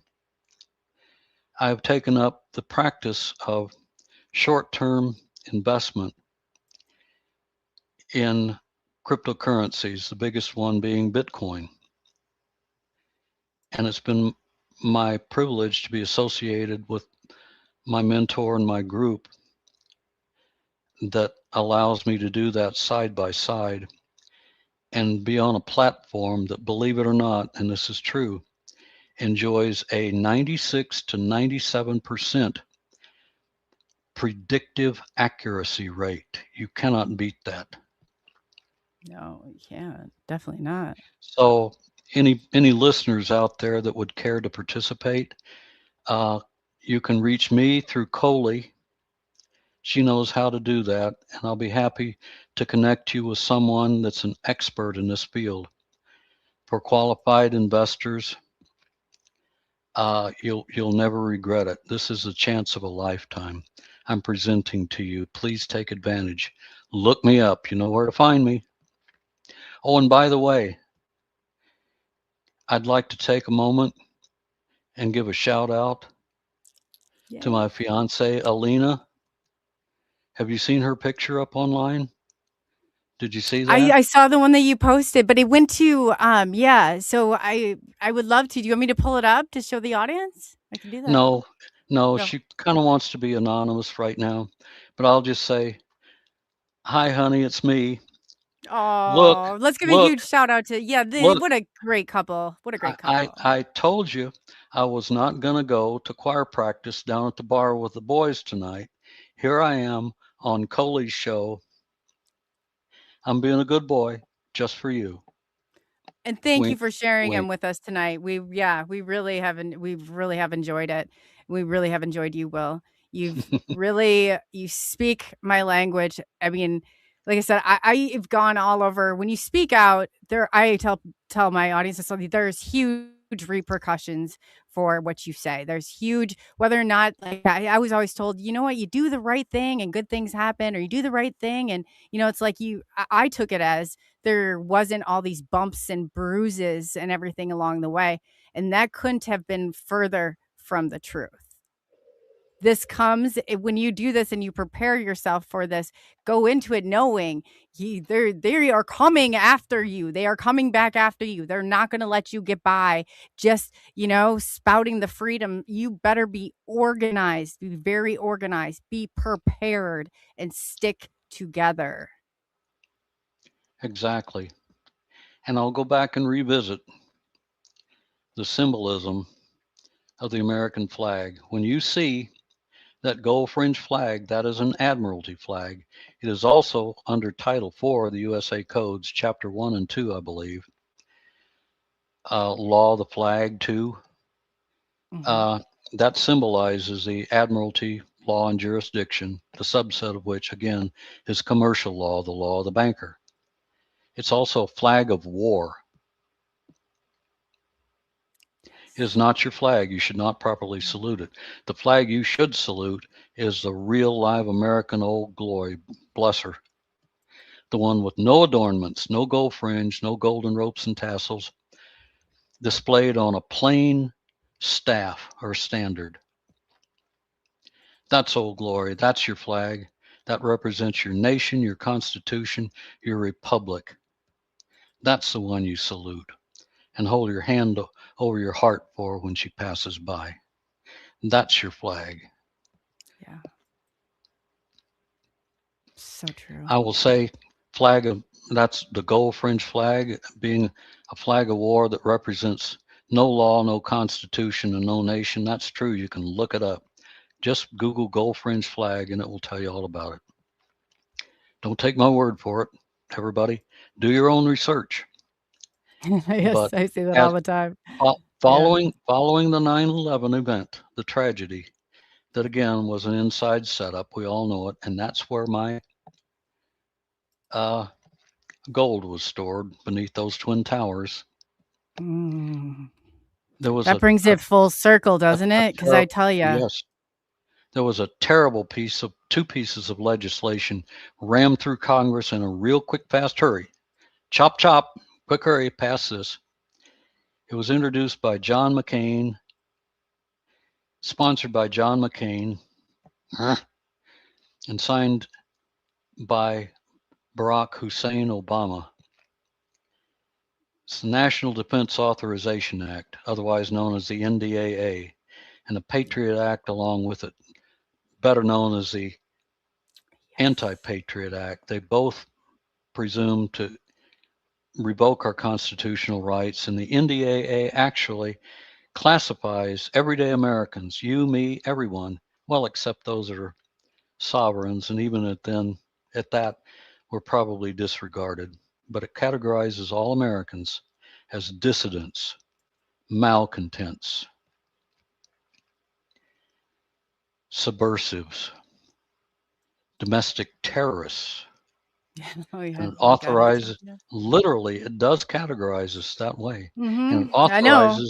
it authorizes our military in spite of the Posse Comitatus Act and policy, which prevents military from going out into the streets and acting as police on civilian soil. It authorizes U.S. military and boys and girls in uniform. I want you to hear this. Hear me good. Authorizes those folks to arrest and detain you, hold you, disappear you without cause, without a lawyer being present, or they can shoot you dead on the spot. Mm-hmm. And year after year, our cute little boy and girl scouts in Congress, whether it's the House or the Senate, they keep renewing those heinous acts year after year after year to keep the fear going, keep the militarized, super secrecy minded police state going and funded, and every bit of the appropriation somehow for everything comes back to each and every one of those miserable folks under the table as payment, kickbacks, bribes, something to keep it all going. And we all know it. Who's going to stop it? I don't know. I'm giving the business to somebody else. I've retired. But I came out of retirement just for you, Coley. Just for you Oh, and your listeners. before we This, end the show, I want to share. I want to share something with you and show you what I've done my part. But this, I absolutely, it's so hard. And I've been following your work, Will, and it's so hard. Sometimes they put you in such a place where they paint you out to be such an evil demon.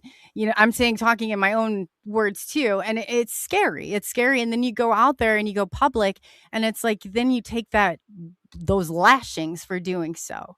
And I know better than anybody, I'm not saying better than anybody, but I know just as well that there are repercussions.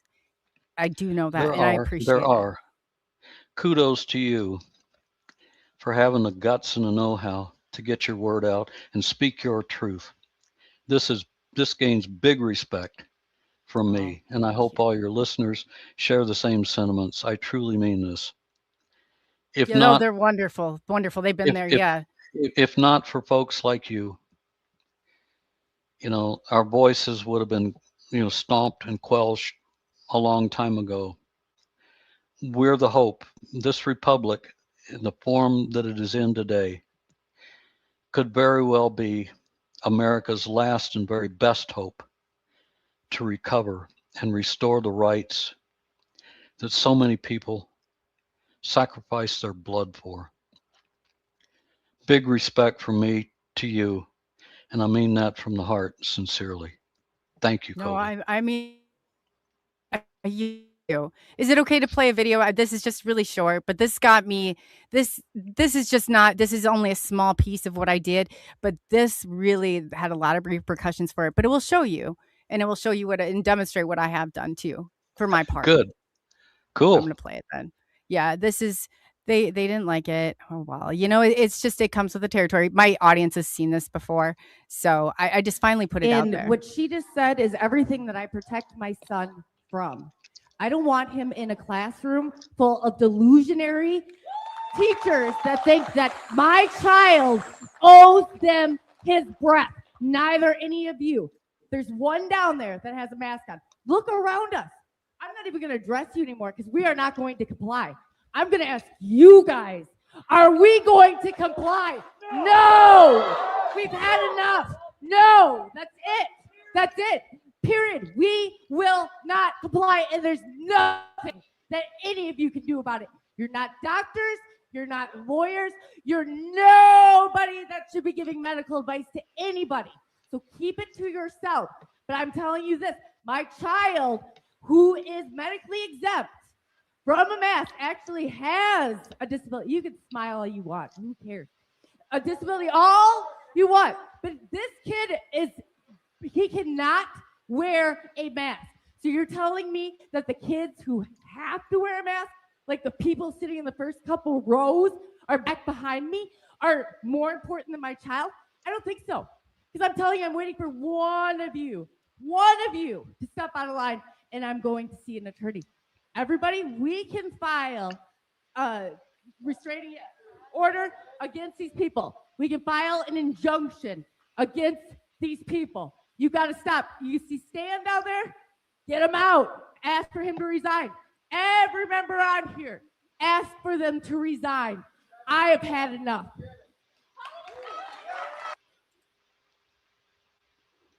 So that was one of my spiels. Beautiful, Coley. Oops, let me That's get just this off. beautiful. I would like to share with you and your audience. Are you still with me, dear?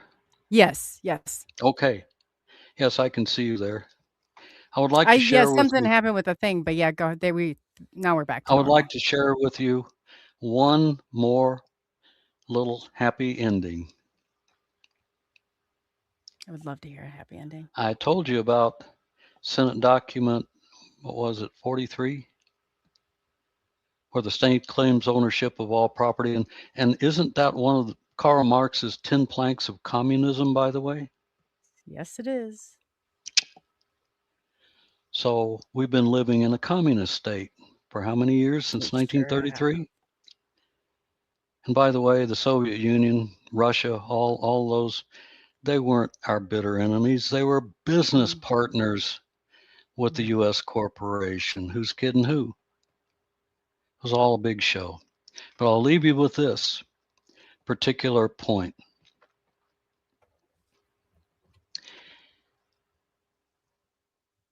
The American common law is affirmed as being the most supreme, most powerful law of our nation.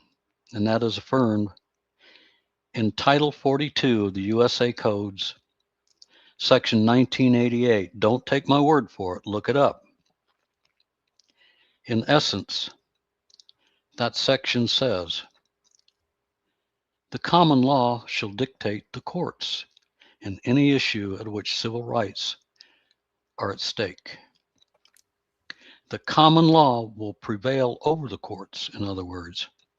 They can fly all those gold fringe flags of treason and war all they want to, but that particular law says they have to bend the knee to the common law. That includes the disposition of punishment in the punishment phase. So a common law practitioner can go in and demand that they hang by the necks until they're dead if they want to. If you can garner enough support to take them guys out, that's the ultimate, disposition of punishment. Yes. For usurping their authority, trampling people's rights, trampling on the American flag. That is a silver bullet that I discovered, folks. That is your ticket out. It's your ticket to freedom. It's the one thing that Big Brother cannot fight against. It's the silver crucifix, the silver bullet. It's the wooden stake right through Big Brother's heart. Did I say that? I just said that. And it's the truth. They're Take it not from me. invincible. They're not Been there, invincible. done that, I can tell you. And there you have it. There's your hope. There's your power. Get up off your knees, people. Time to Stand take a up on your stand. feet. Hold Yep. your heads up. Absolutely. Do something. See Do something, something. say something, do something. Exactly, Will. Well said. Perfecto. We can't You just got sit it. here like this anymore. Will, have you ever thought about, and I know this is like probably a little off topic, but you bring, I mean, our topics all together. Is there, because I know I'm really worried about our brothers and sisters down there in Australia, especially them taking some of this on. I have been a part of groups like this for about 10 years now, and I didn't see coming what I did. So I'm just wondering if there's any, like, I mean, do you think it'd be worth putting something together to kind of, I don't feel like we're even separated by, like, continent anymore. Like they're or by country, or I mean, it's going to take all of us, because this regime is flowing every which direction. It's in this country, we have a standard, we do have all of these things, and they should never have told us it if it was not true. They should not have told us it if it was not true. So if we didn't have fairness and all of this stuff, and even in communism, I mean, you look and they've tried to change the definitions of everything, big C, little c, Karl Marx and Frederick Engels, to like this utopia that doesn't exist. But it's all in the perception. It's smoke and mirrors. How do you feel about putting something together so we can give this knowledge so people can continue to fight this? I'd be willing to entertain the notion. Right now, I'm old, I'm tired, I'm fed up, and I'm tired of the bull. Yeah. And I just want to have a beautiful life And you deserve with that too. with my gal, and a better reward for a life of Yeah. whatever this is. I could not ask for. I know, I without even asking, so. and we've never had this conversation, I know you've paid the fullest extent of the law that you did not break. So I get that. I know that. Yeah. And it is hard to even stay. And if you're in a place of peace, the last thing I want to do is keep you out of it. Because I'll consider maybe advising or okay. helping with a project in some way. I'm not opposed to it. Let me think about it for a little while, okay? Sure. I think my opinion is, yeah, the folks down under need help in the worst way possible, but it's got to come ultimately from within. We can suggest, we can provide ideas and concepts, but the old advertisement about, oh, it's been so long ago, it was a tire commercial about the proof was where the rubber meets the road. They have to pull themselves up by the bootstraps. Somebody has to come up with a coordinated effort, a grassroots effort, one by one, without fear, without sacrificing the soul, to rise up and shake off the shackles, because frankly, under this uniform commercial code, which governs every nation on earth now, it literally does. That universal commercial code represents the chains that keep everyday people chained up to the globalist plantation that they've created. Yes. To rape nations and people of their freedoms, and most importantly to them, their wealth, money. Oh yeah. And so true. the only way is to do what ancestors here did. the founders of our nation, the signatories of the Constitution and the Declaration of Independence, and that's America's birth certificate right there. Sure is. That declaration says when a government gets too big for its britches and no longer is responsive to the needs of its people, change it or abolish it. Now take that any way you want. This But is exactly what it they say. and Why we have our Second Amendment rights. Yep. exactly, and every single signatory on both of those documents pledged their allegiance to one another. They pledge their lives, their homes, their fortunes, their freedoms to take on King George's tax collectors and the enforcement arm of the British military, Army, and Navy. It's going to take that kind of commitment, real life commitment. And I'm not talking, well, we'll pretend we'll say a pledge to each other and go back home and guzzle some beer. It's going to take real live commitment. That's what Everything it takes. about your life is going to change. You need to be the- ready for it. Yes. Exactly. The fact is, the indisputable fact is, no government anywhere on this planet will give you freedom. If you want freedom, you really want it, you must go and take it. Yes. Period. You're not going to go and say, "Hey, can I please have this?" And oh, well, no. Freedom is not free. If you want it, you need to go and get it. And that comes with a price. Definitely. You are so hip. You got it right. Now, At least I feel like I just got something right for my whole entire existence. If you gave me the thank you, I will take that and I will run with it. I appreciate that. please do. This world has got, may I use a bad word? Oh yeah, go ahead. Free speech. We're, Yes. we're supposedly all adults. This world has gone batshit crazy. Yes, it has. Yes, it has. Oh, I And know. we need good folks like you out there to carry on and to encourage and inspire others. We do. You go do what you do best now, Coley. Be blessed. You are. Oh, thank you so much. That's made me tear up. Well, I will be in touch soon. Oh, you do that. I hope you will. You know where I hang out. You know where to find me. Yes, and I just wanted to tell you really quick, the chat is really cheering you on. That you will love the comments that when you go back, if you go back and see this, they're absolutely 1000% cheering you on. And this is stuff that so many people needed to hear. And and we did not talk about any of this beforehand. You had no idea about any of the stuff or probably any of it. Or I'm not sure, like, I guess how much you knew or how much involvement I had. But it's so nice to have had, and just, I mean, as authentic and genuine as this came out, I tell you, it's probably been one of the most important conversations I've had in a very long time, if not the most. So thank you. Thank you.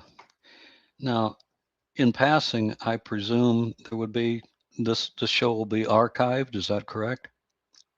Yes, and I'll also get you a copy of it. It will go, and then it will go out on audio side.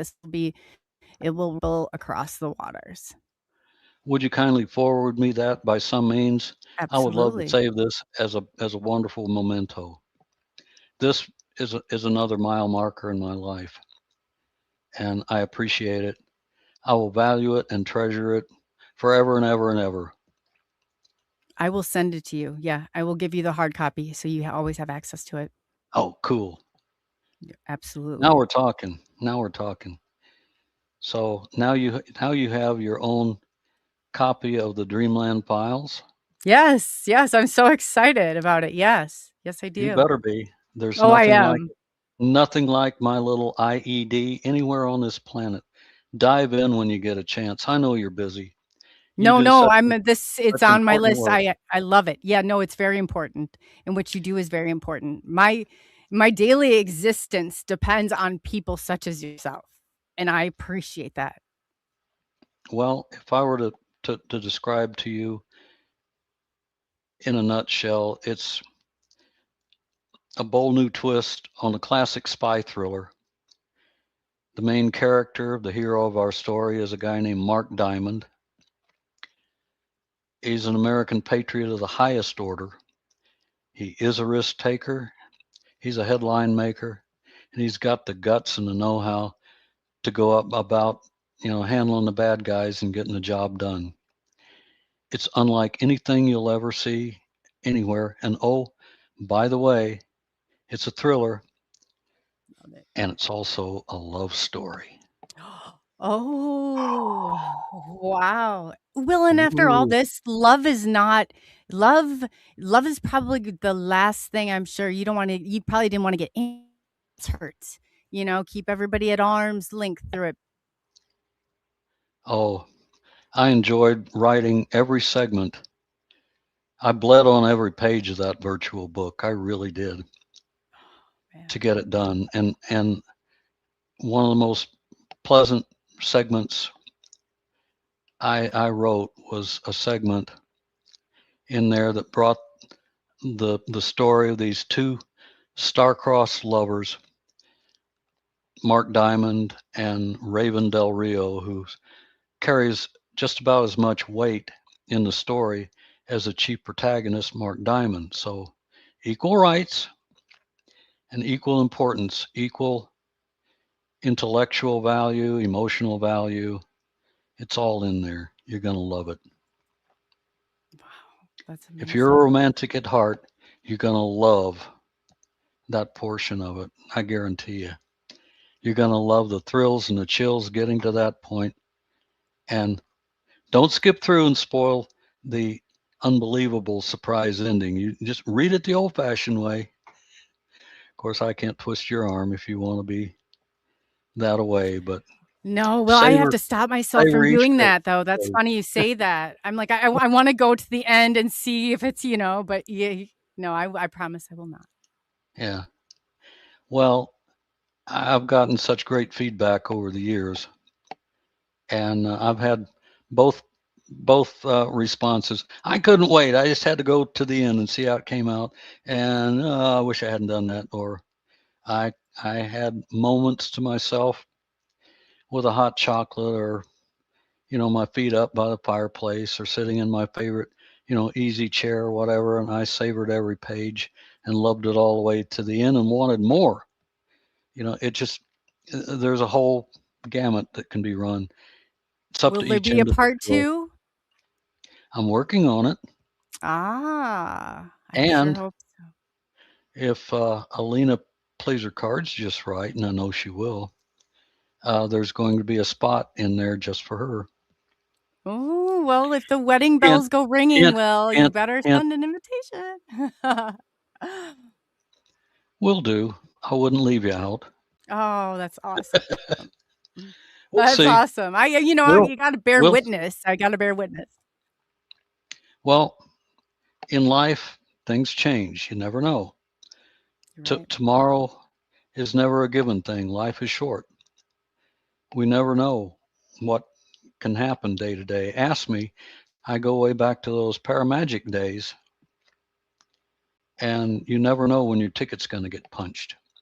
You don't. So if you find someone in your life that grabs you in that way, and he or she is a keeper, grab on, hold tight, and don't ever let go, because you never know when you would ever be so lucky again. So And true. now I'm not just your favorite author and guest speaker and etc. I'm your life coach too. You're welcome. Thank you. Thank you. And thank you for all you've done. No, but it really is. It's so needed. Well, it's so needed. And to hear You're like even more amazing than I thought you were, which is, unbelievable itself. But you really, I have been following, kind of cheating along, following your work now for a while, but I still had no idea that you had this fire in you. And I'm telling you, so impressed and so grateful for that. Right back at you. Seriously. Thank you. It's Thank you. been my pleasure, and it's been a real joy to be on your show and speak with you and your listeners, your audience. I say listeners, viewers. They're wonderful. Yeah, they've been through. It's nice. It's cool to go on this journey and then have some of these. I mean, they're some of the best people I know, and I know, like with some like understanding of how the grass movements, organization, staying what being organized is, coming together. I think we can make major movement, and I really do. I really believe that in my heart. But people like you, Will, are the people that we really owe this to. I'm just one person out there speaking my truth. And I just hope I'm making enough of a difference to You are. light the fire in people's hearts and set loose, get them back in touch with their inner patriot that they've helped, that's been locked away in their hearts for so long, too long. Wake that inner patriot up. It's worth it. Yeah, it is worth it. It is worth it. As many repercussions that come from it, I can honestly say that there is your life, the meaning that it has and the power that it has, you feel that. You feel that. And that's something that they can never take away. Yep. Like ripples in a pond, it starts, with the one pebble going in, and the ripple effect goes outward in all directions. So true. That's I think key right there. Absolutely. Well, I want to thank you on behalf of everyone, and I know that you've probably already done this, but in closing, I always ask guests, and especially one as yourself, what would you like to leave the audience with? What would be, I guess this is your opportunity to, really address them, and what would you like to leave them with?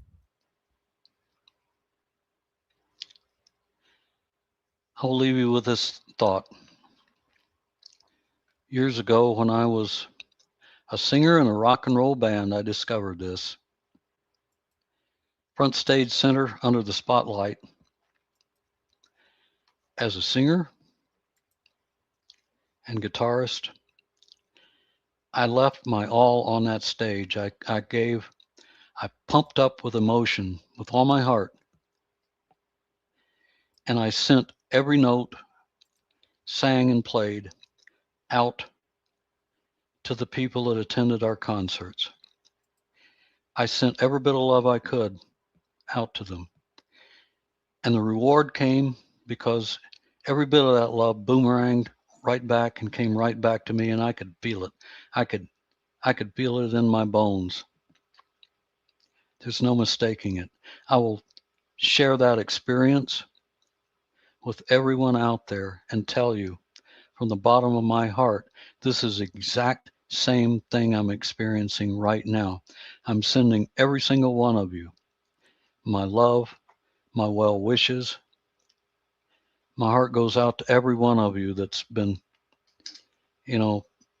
put to the test, that's had your freedoms, your lives threatened in some way. You're the backbone of our country. You're the people that can go out and make a difference. I love you each and all with all my heart, and I wish you all well. Except you out there. There's one, you right there. Except you, you know who you are. But everybody else, much love and respect to you. Get out there and do something. Do something cool. It's your birthright. Yes, it is. Yes, it is. Again, Will, I will be in touch very soon, and I cannot thank you enough for tonight. So you enjoy the rest of your night. That fiance of yours, you hold on to her tight. Tell her thank you from us. I'm doing my best. Like I said, yeah, I couldn't wait for you forever, Coley. Oh, and you're charming too. I love it. That's so funny. Yeah, you really. I'm really cheering you guys on. I really am. I hope this is the love story of the century. Well, so far it's epic. That's I hope it awesome. will continue. You deserve epic things. Will, you deserve them. You put in your time. So on that note, I'll let you get going and enjoy the rest of your weekend. And this again has been one of, if not the most important conversations I've ever had like this. So I'm so appreciative for you and all that you have sacrificed. I know what it came with. Well, if I ever decide it would be appropriate and time for me to come back, is your door going to be open for me to Every go day. really do a really deep dive down the rabbit hole next time? Not only is it open, you can bust through that door anytime because I am game. You have my extension of that. I would love nothing more. Would love nothing more than to do that. Well, then we'll go Law and Space 201 next time, if it's to be. If Fair it's enough? to be. Fair enough. Fair enough. And thank you again, Will. And we'll be seeing you soon. Thank you.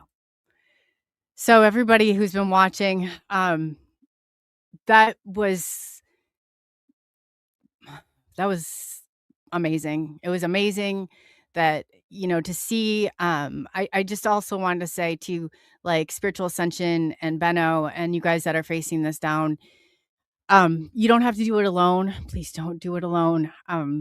There's a lot that comes with this in organizing and staying organized and keeping yourself safe. Okay.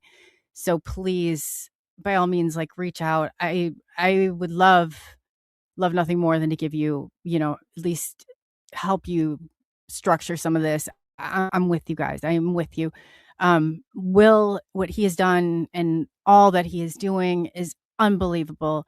And it was so, I mean, just to see somebody, and I guess it's, it really was just amazing for me. It was so touching and warming that he actually is having a life he can live right now. And if you've ever been here and you've been fighting the system so hardly, your life will become a prison at points. It really will. And the things that they will say about you and do to you are endless. I'm trying not to get too emotional. Will just really, he hit that, that soft spot like in me, but it's worth it. It's worth it not only for you, but for your children and for your grandchildren and those to come. So if we're really going to make a change and do something, I'm telling you, do it together and stay safe together because these people are not playing. This is not something that, is made up or a game. This is real and it is scary. But it is something so necessary, I believe in from the bottom of my heart. So again, I want to tell each and every one of you that I love you all. I do. I love very, very much. Without you and your support, none of this would be possible. And I want to thank you. I want to thank you for showing up. I want to thank you for being there because there's been days where I've just like, man, this is so much to deal with and digest, but you're always there. And I can't thank you enough. We have some exciting stuff coming and, everything, but I'm going to hold that off and wait till next show. But yeah, thank you to each and every one of you. And like Will said, if you see something, you say something and you do something. It's not sitting down, it's standing up. When you take that step up and you show and you lead by example, not just say by words, but you walk that talk, it makes all the difference in the world. The more that you set those ripples off, and that is where change really happens. It's not going to be met with, your community cheering you on. It's going to be met with adversity. Know that it is appreciated in so many places. They were not meant for that, unfortunately. but you are. So, in that being said, thank you for taking the journey into the unknown with SNX Radio. My name is Coley. And absolutely, again, here real quickly, if you follow Will's, definitely follow Will's work, reach out to Will. Will, I mean, just, I can't even imagine he's probably been without these words of encouragement and support. And I'm just so glad and so thankful to have connected with him today and to the rest of you. So you guys are just amazing in everything that you do. WillChampion.com. Definitely check it out. TheDreamlandFiles.com. I mean, it's all there. You can find him on Facebook, on X, and the more that, and the more I can, I'll get that out there for you guys also. So my heart's going out to you guys, to our Thunders Down Under. You guys are probably, I'm not joking, that you are so strong and so powerful, and you have, just unite together and just, I'll help you however I can. Really, we love and care about you. So with that being said, everybody stay safe this weekend. Stay safe. Be good to one another. Stay warm. I know it's freezing cold. We're going down to -17, but yeah, it's going to be a brutal one. Be good to one another.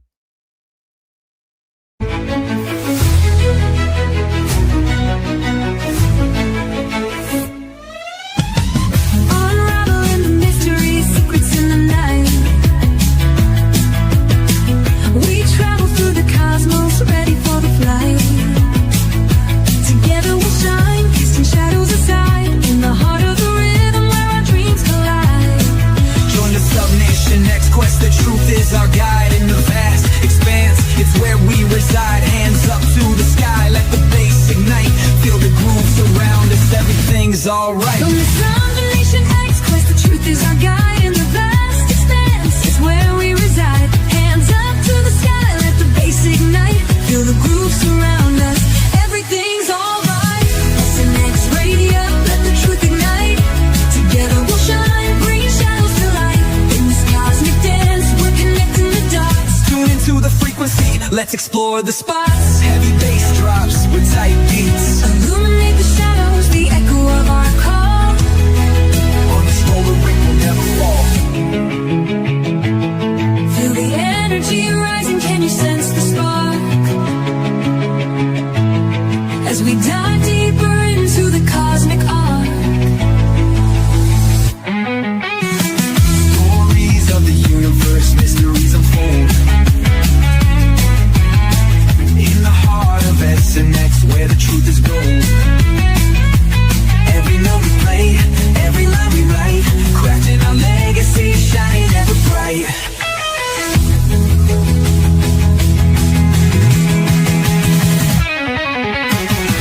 SNX Radio, let the truth ignite. Together we'll shine, bringing shadows to light. In this cosmic dance, we're connecting the dots. Tune into the frequency, let's explore the spot. Here in the spotlight, we're taking our turn. With the fire in our hearts, let the passion burn. SNX Radio's call, ringing through the air. Together we rise, together we dare. So join us now, let the rhythm flow. With SNX Radio, we're ready to go. Unraveling the mystery side by side, we stand hand in hand.